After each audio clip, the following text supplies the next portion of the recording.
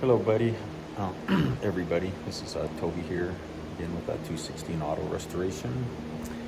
And project today, 1976 Firebird Trans Am Pontiac 455 car, 455 4-speed car. Been doing a lot of work on this car. Put a partial floor pan in, completely gutted out the whole interior. Got to put a headliner in.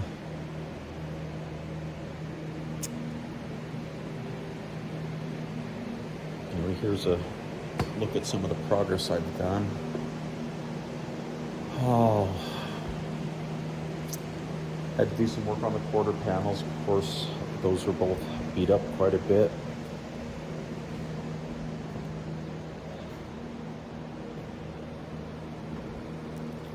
Also had to hold in some patches down here. This is all rotted out down here and here. Down there. Had to put a patch in there, put a patch in under there. On the back. Actually a lot better shape than that Corvette was in. But anyways, what I'm up against today, everybody, is this front bumper on these cars. They're, well, I guess they're made out of like polyurethane, basically. And this piece right here is supposed to sit. Get this down here again here. Right here. It's supposed to sit in there, as you can see. Maybe from this angle here, that it's out right here, so it's not sitting back in there like that, because this bumper is pushed back. This bumper was pushed back this way, so it's not letting this rest in here. There's a spot on this fender here. It sticks out back here about this far, and this is supposed to rest back against there, but this ain't going in because the bumper's back too far. But like I was saying, that there was some front end damage on this car before.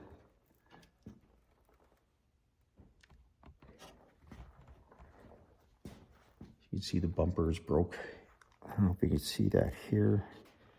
Bumper's broke here and up here also, and then underneath the vehicle as well. It's kind of broke, but you've seen in previous videos, I took this bumper and I cleaned it up really good, sanded it all down, put some filler on it, and got it all primered, so it actually looks really good. It was all cracked and split and broke before, so it looks really good now. But so the only way to basically get this bumper to move where I want it to is to loosen it up underneath here and try to pull it out a little bit and put some shims behind it. The bumper is held with this bracket here. If you can see that bracket, this bracket over here, I might be able to get under the car and show a little bit better picture of it.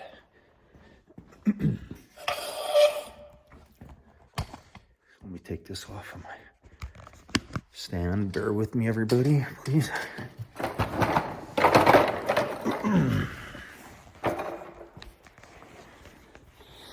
Crawling under here, show you. So the bolts that I have to work out. You can see this right here.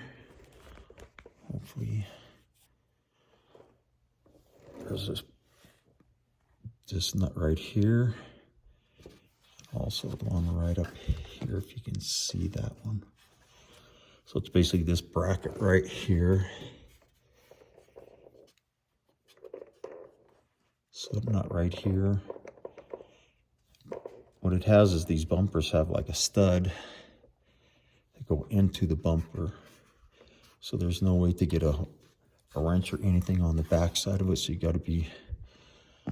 I lubed these up last night with some WD-40 to try to loosen them up, so not to loosen them up, but to lubricate them so I could try to spin them out of there without messing up the bumper, because if that stud starts spinning inside that bumper, you're kind of done. And then you'd probably have to take this whole bracket here, which is held on by a couple bolts that are attached to the frame. And those bolts, this one right here, if you can see that bolt, I get my finger in here. Sorry about this, everybody. This bolt right here.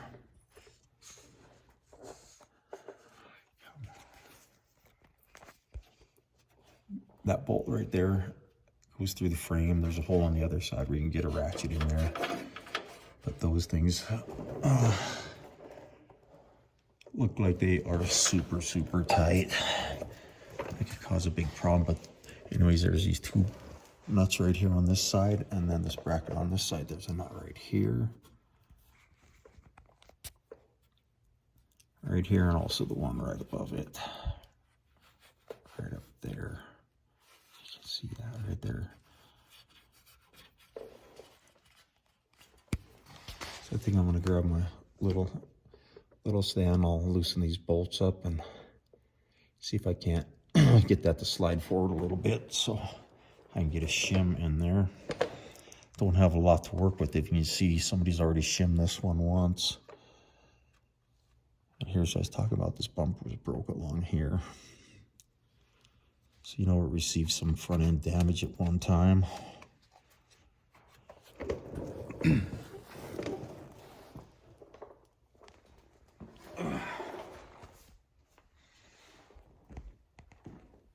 Let me see if I can get this set up here.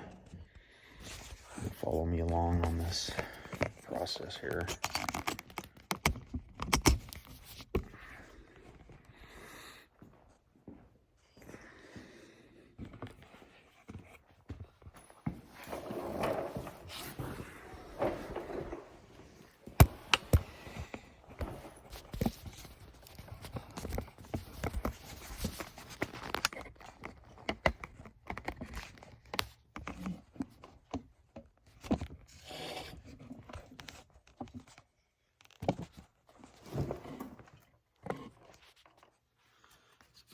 Not right here, not right there.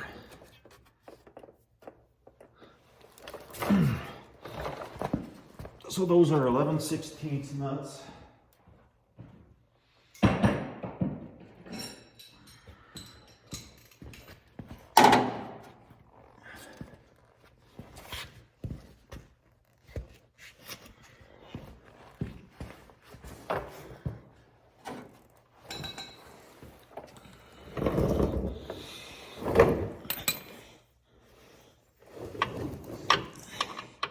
I've got 11/16.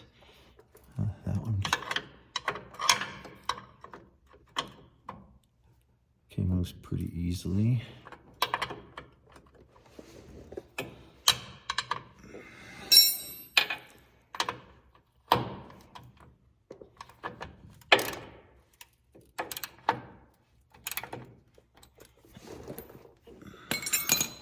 This top one up here.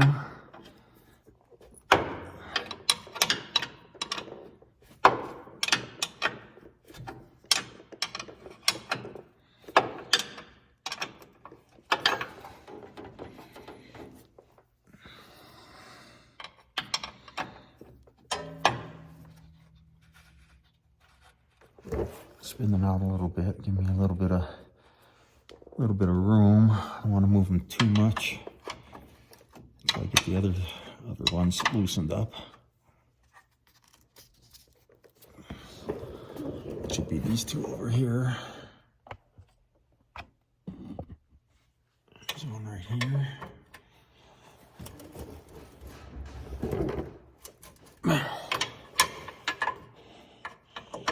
Scary turning these things. Hoping that stud is not turning with.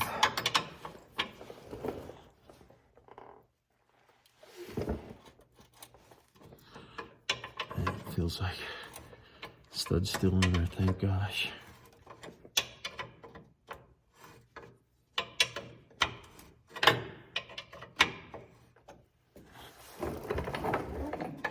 See that one up there?